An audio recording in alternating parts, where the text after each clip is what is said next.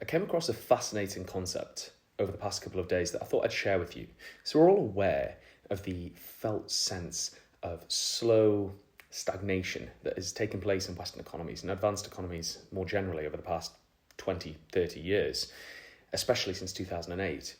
And I've never really went into too much detail as to why that might be. And what I mean is in the sense of stagnation for the average person. And then I came across this concept that has been put forward in Charles Goodhart's Great Demographic Reversal, but also in Dr. Lacey Hunt's periodical from Hosington Asset Management. Worth a read is QT commentary.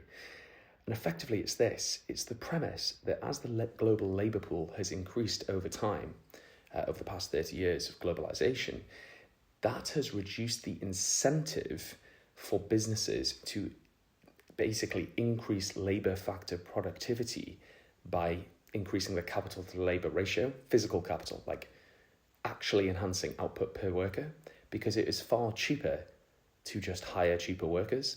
Now, as we move into an era where we are going to see population decline due to a falling birth rate and due to general deglobalization pressures, the fact that the world is becoming less integrated, then perhaps a saving grace as businesses seek to offset the rising cost of labour, what we may actually see is, instead of as much investment in the way of share buybacks and the like, we may see more investment in physical capital, plant.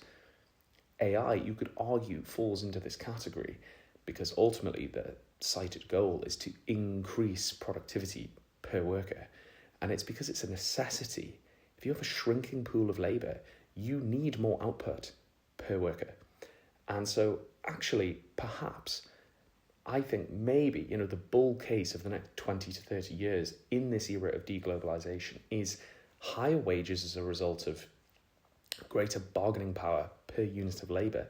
But finally, after a long stagnation, an increase in productivity per worker, because what's often referred back to as the golden age post-World War II, where you had this emerging middle class, what is forgotten is the fact that there was a large amount of investment in physical productivity enhancing capital per worker.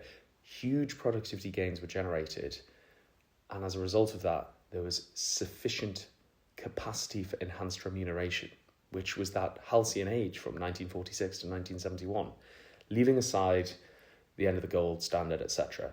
That is a strong argument, and I'm relatively convinced by this. I think there's a good chance that over the next 30 years we move into a new first turning, and this could be a driver.